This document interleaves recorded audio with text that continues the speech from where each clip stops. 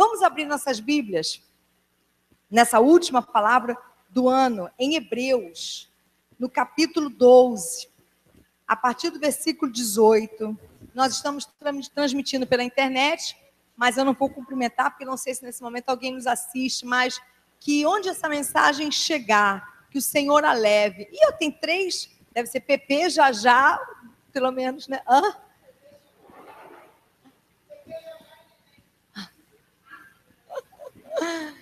Um abraço enorme a quem nos assiste nesse momento, que Deus te abençoe tanto quanto a nós nessa hora. Hebreus, capítulo 12,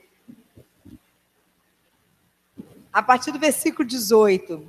Todos os anos o Senhor nos entrega uma palavra profética, uma palavra que funciona para nós como uma bússola, como essa que Ele nos entregou no final de 2014, dizendo que seria um tempo em que a vontade dEle prosperaria em nossas mãos. E eu vi isso na igreja, vi isso na minha vida e vi isso no meu país. Apesar de todas as turbulências que o nosso país atravessou e está ainda atravessando, eu tenho entendido essas turbulências como, em parte, sendo a mão do Senhor. Porque por muitos anos nós temos pedido a Deus, a igreja, não só a CCVA, mas toda a igreja, nas gerações que se seguiram nesse país, elas têm clamado ao Senhor por uma reforma, por uma restauração do nosso governo, de um governo mais justo, de um governo mais eficiente, de um governo que desse fim à corrupção. E a gente tem visto, eu tenho visto a mão de Deus prosperar, a vontade dele prosperar, no sentido de que, como a palavra dele diz, aquilo que é feito às escondidas, um dia seria revelado, seria gritado sobre os muros, porque a vida é assim. As pessoas escondem, e um dia Deus vai lá e permite que tudo seja revelado. É o que está acontecendo agora. Escândalos de corrupção, tem pessoas, obrigada, Elias, tem corruptos sendo presos, sendo respondendo a processos por coisas que foram feitas há 12, há 13, há 15 anos atrás. Há 10 anos atrás. Nem todos os processos são atuais, mas são algumas situações que remetem a 8, a 10, a 15 anos atrás. E eu louvo a Deus por isso. Porque o que eles pensaram que ia ficar bem escondidinho para todo sempre, um dia Deus fez assim, ó. E tudo foi revelado. E que seja assim, que continue o Senhor cumprindo a vontade dEle nas nossas vidas e no nosso país. E agora, nós vamos receber a palavra profética para 2016.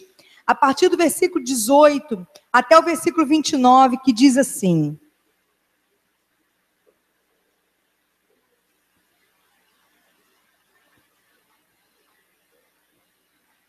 vocês não chegaram ao monte que se podia tocar e que estava em chamas, nem as trevas, a escuridão, nem a tempestade, ao soar da trombeta e ao som de palavras tais que os ouvintes rogaram que nada mais lhes fosse dito, pois não podiam suportar o que lhes estava sendo ordenado. Até um animal, se tocar no monte, deve ser apedrejado. O espetáculo era tão terrível que até Moisés disse: estou apavorado e trêmulo. Mas, preste atenção a partir de agora, vocês chegaram ao Monte Sião, a Jerusalém celestial, a cidade do Deus vivo. Chegaram aos milhares de anjos em alegre reunião, a igreja dos primogênitos, cujos nomes estão escritos nos céus. Vocês chegaram a Deus, juiz de todos os homens, aos espíritos dos justos aperfeiçoados, a Jesus, mediador de uma nova aliança, e ao sangue aspergido, que fala melhor do que o sangue de Abel. Cuidado, cuidado, cuidado. Não rejeitem aquele que fala. Se os que se recusaram a ouvir aquele que os advertia na terra não escaparam, quanto mais nós, se nos desviarmos daquele que nos adverte dos céus. Aquele cuja voz outrora abalou a terra, agora promete: ainda uma vez abalarei não apenas a terra, mas também o céu. As palavras ainda uma vez indicam a remoção do que pode ser abalado, isto é, coisas criadas, de forma que permaneça o que não pode ser abalado. Portanto, já que estamos recebendo um reino inabalável. Aleluia. Aleluia. Já que estamos recebendo um reino inabalável, adoremos a Deus de modo aceitável, com reverência e temor, pois o nosso Deus é fogo consumidor. Senhor, que a tua palavra se revele aos nossos corações, descortinando toda a nossa necessidade da tua direção. E que em nome de Jesus a gente coma ela nessa noite, que ela nos seja mais aprazível do que os manjares da virada do ano, Senhor, do que as mesas fartas, que a tua palavra é alimento eterno. Que seja assim, em o nome de Jesus. Amém e amém. Irmãos, é isso. Estou muito feliz. Toda virada de ano eu me sinto muito feliz, porque eu sempre tenho uma expectativa tremenda no meu coração com esses momentos. E nós estamos vivendo os momentos finais de um ano e os momentos iniciais de um novo tempo. E daqui a alguns momentos a gente vai estar vivendo as nossas vidas dentro de um novo invólucro temporal. Ou seja, daqui a alguns minutos, todas as coisas que nos acontecerem em 2016, sejam boas ou não, estarão envolvidas por esse invólucro. Por exemplo, tudo que nos acontecer, como quem sabe o nascimento de uma criança, quem sabe quantos aqui vão em 2016 gerarem uma nova vida. Se seu filho nascer, sua filha nascer em 2016, como o Ibrahim nasceu há 1 ano e meio atrás, como a Rafaela nasceu há 4 anos atrás, mais ou menos, para sempre essa data ficará registrada no coração deles e no coração dos papais e das mamães. Tudo que nós fizermos no próximo ano vai estar marcado por esse novo tempo que se inicia na nossa vida. E por mais que a gente saiba que o dia 1º de janeiro de 2016 não é diferente do dia 31 de dezembro de 2015, foi até uma palavra que o Elias trouxe, eu acho que na abertura do culto no domingo, muito boa, aliás, ele falando sobre essa expectativa, mas que na verdade o dia de amanhã, a sexta-feira de amanhã, não vai ser muito diferente da sexta-feira da semana passada, exceto pelas coisas novas que estão preparadas para nós, e eu creio principalmente da parte do Senhor para nós vivermos. Eu creio que nesse novo período, muita coisa entrará na nossa história e ficará registrada para sempre, principalmente na nossa memória afetiva. Portanto, ainda que aquelas famosas promessas de fim de ano, tipo, vou perder 10 quilos, tipo, vou entrar na academia, tipo, vou finalmente consertar a porta da minha casa, tipo, sei lá, tipo o quê, gente? Todas aquelas famosas promessas de fim de ano, tipo, vou fazer uma poupança, tipo, vou gastar menos no cartão de crédito, tipo, vou casar, vou arrumar um namorado, vou arrumar uma namorada.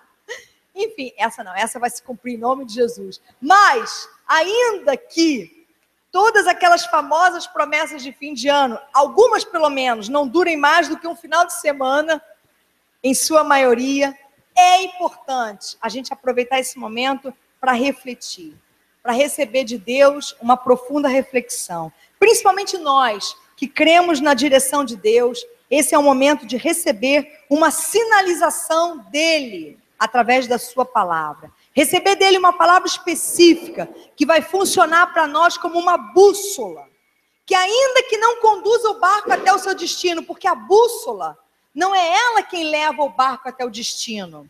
Quem leva o barco até o destino é o capitão que está dirigindo o barco, é a pessoa que está no leme. Mas a bússola, ela indica a rota certa.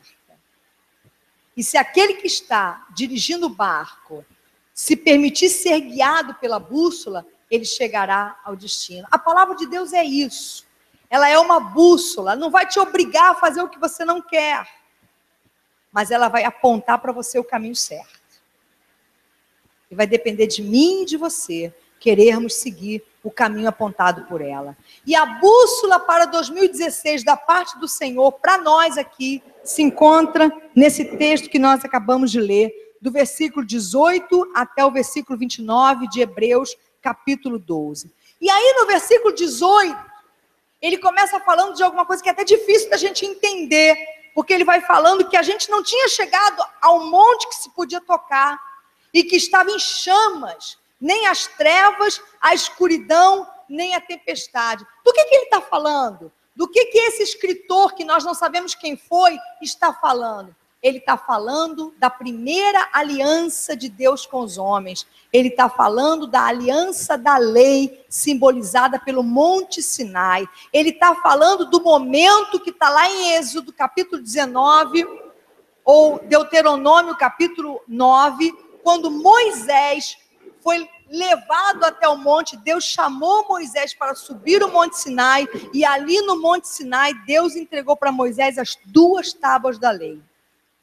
E eu gostaria de ler, porque a gente precisa perceber o que aconteceu naquele momento. Abra comigo Êxodo, capítulo 19,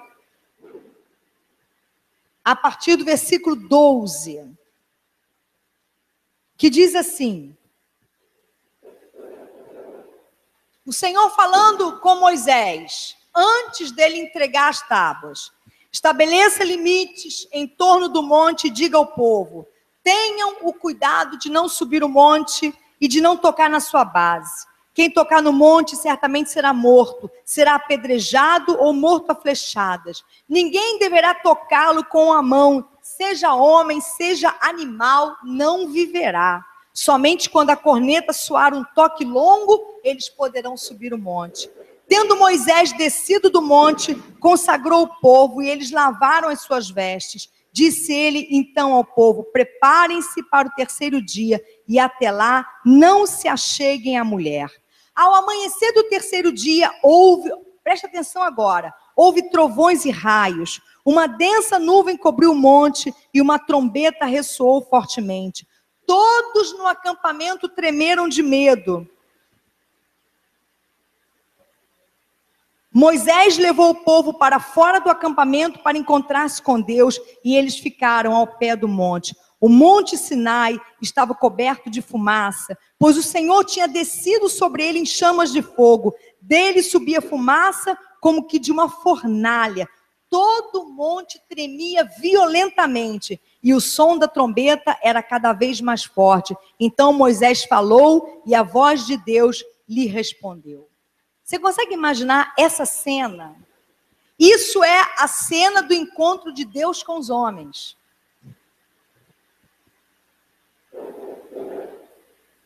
O monte fumegando, tremendo violentamente com a presença de Deus, as pedras incandescentes estourando e rolando monte abaixo. As pessoas apavoradas tapando os ouvidos porque não aguentavam escutar o barulho que descia do Monte Sinai. As pessoas evitavam olhar para o monte de tanto medo que aquela cena provocava. Aí deixa eu te perguntar uma coisa. É difícil ser cristão no Rio de Janeiro hoje em dia? É difícil? É difícil ser um cristão sério dentro da igreja. Acho que é mais difícil ser cristão dentro da igreja, ser um cristão sério no meio. Mas é difícil hoje ser cristão no Rio de Janeiro? Somos perseguidos, ofendidos, humilhados. Sofremos bullying religioso. Muito pouco, quase nada. Pelo contrário, é até, de uma certa forma, status hoje ser cristão, moda no Rio de Janeiro. Você já sentiu medo de Deus?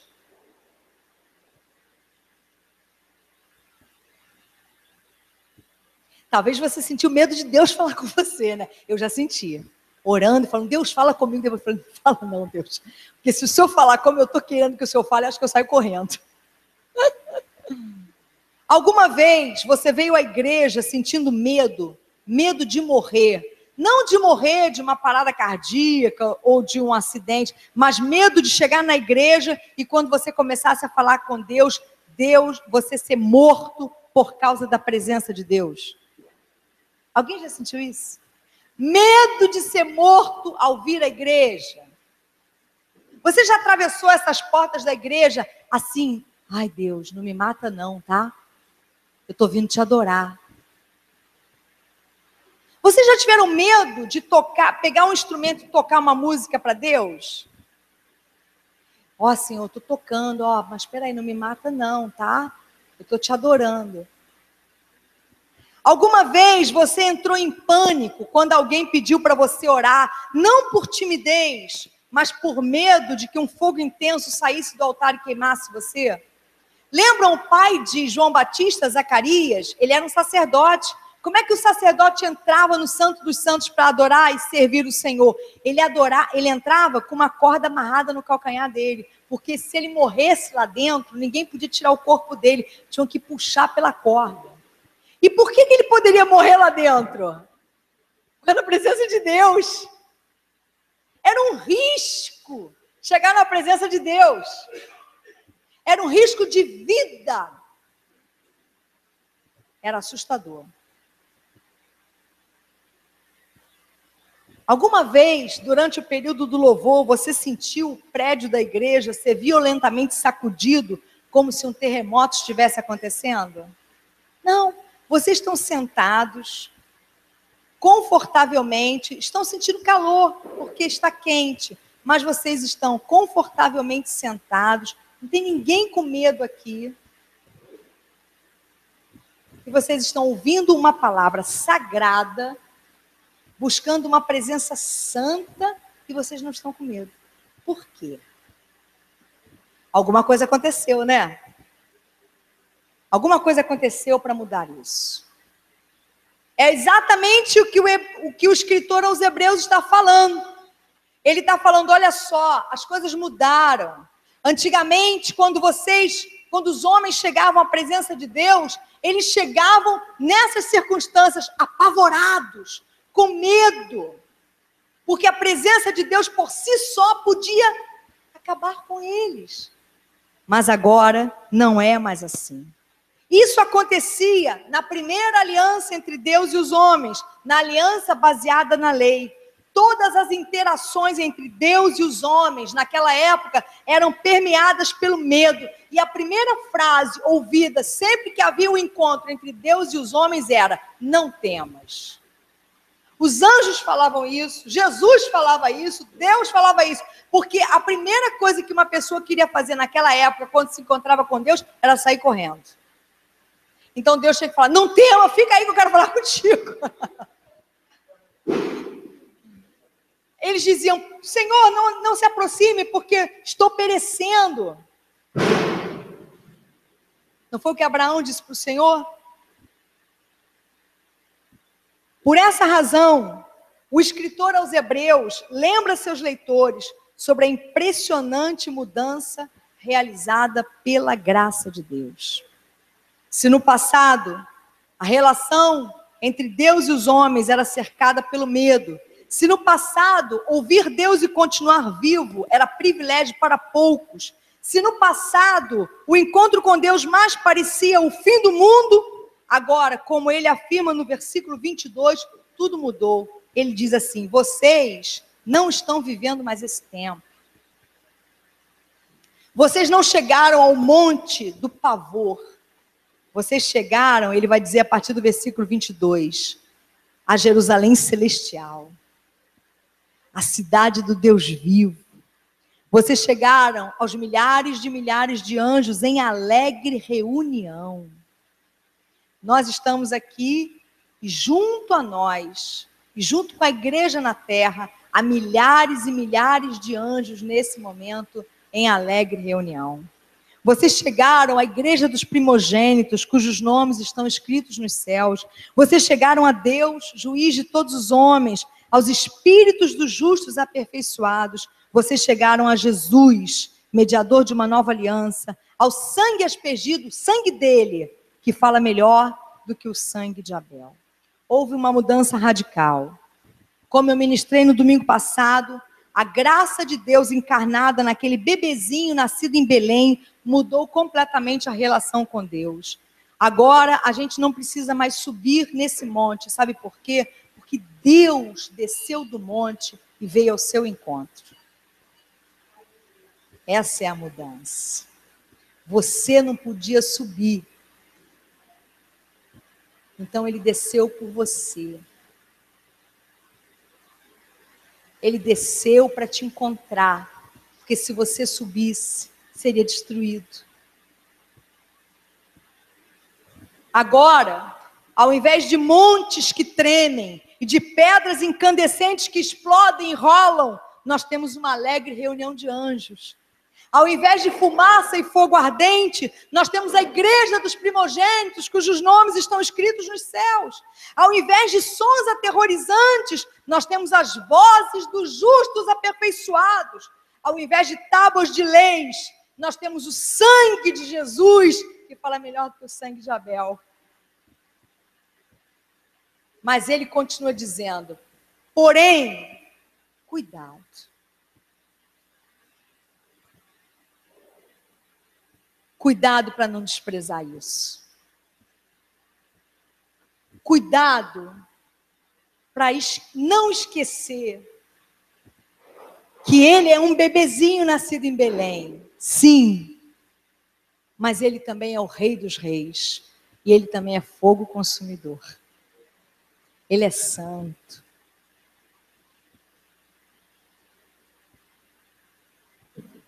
E ele vai abalar os céus e a terra uma vez mais. Quando Jesus voltar na segunda vinda.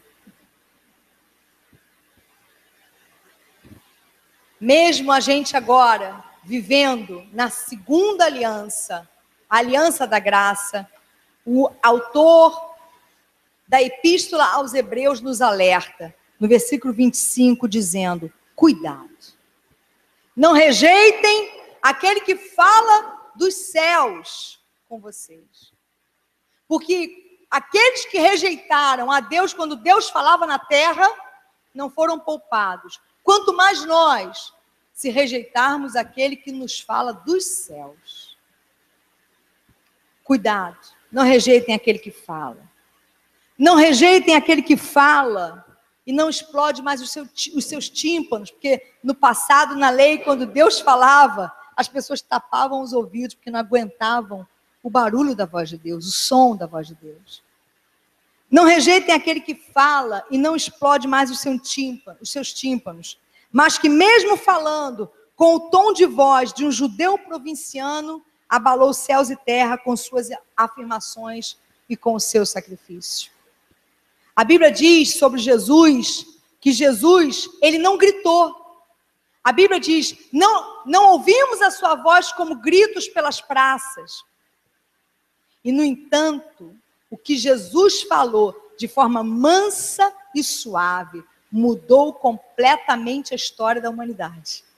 As afirmações dele,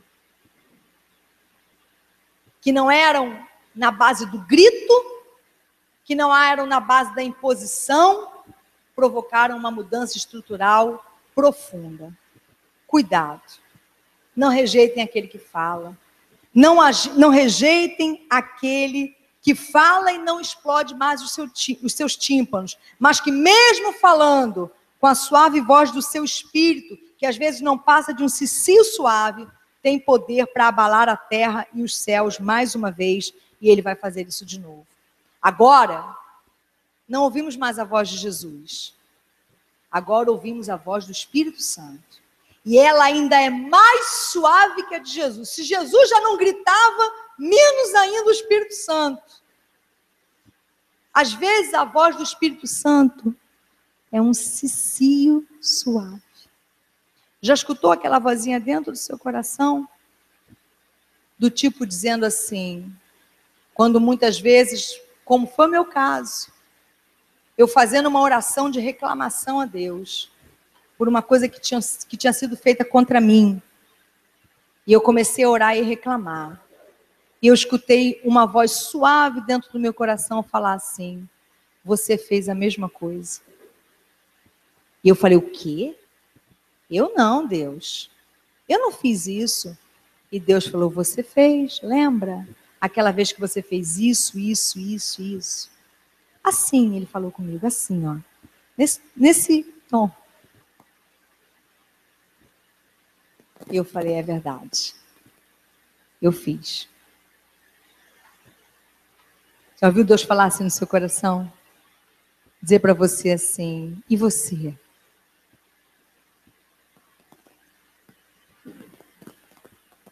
E o cisco que está no teu olho? E a trave que está no teu olho? É assim que ele fala, não é? Não é e a trave que está no teu olho. Não, é e a trave que está no teu olho. Vocês receberam um reino inabalável. Ele vai continuar dizendo no versículo 28. Essa é a palavra profética de 2016. Vocês receberam um reino inabalável.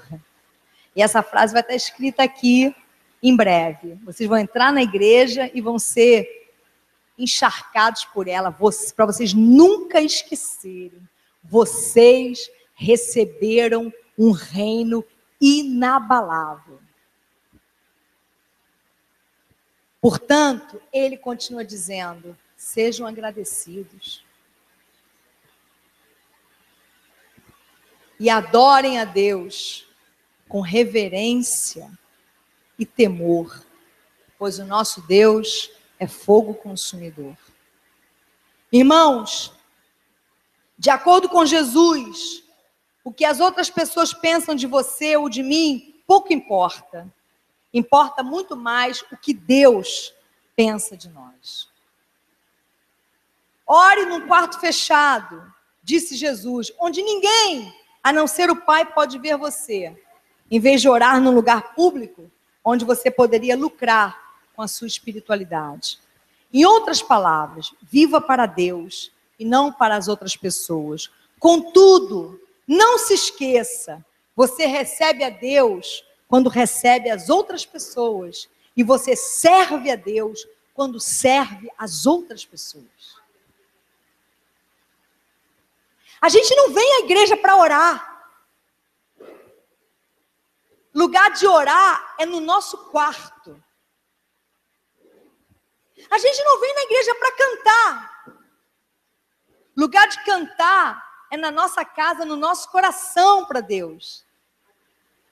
A gente vem para a igreja para servir.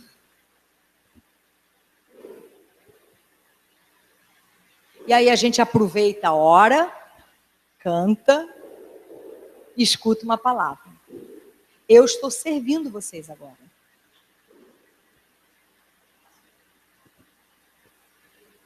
Os músicos há pouco serviram a nós. Quando você orar por alguém na igreja e essa pessoa for tocada pela graça de Deus, você serviu a Deus.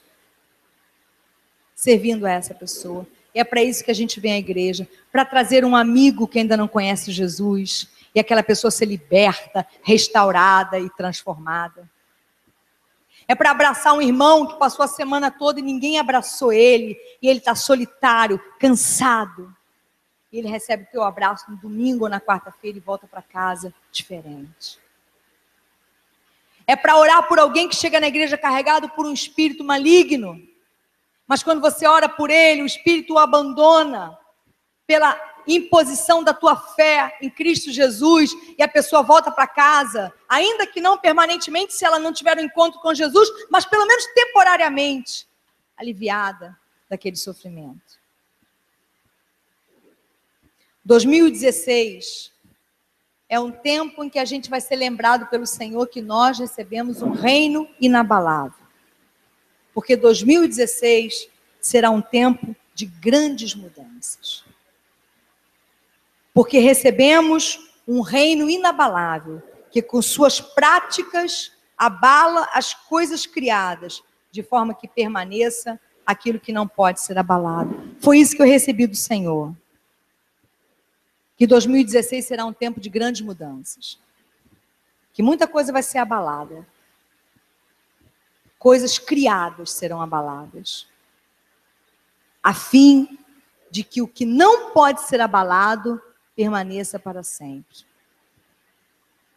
É como quando a gente sacode a mangueira. Já sacudiu a mangueira? Quer dizer, sacudir uma mangueira, acho que ninguém consegue, né? Mas uma parte dela, pelo menos, né? Mas imagina Deus sacudindo uma grande mangueira.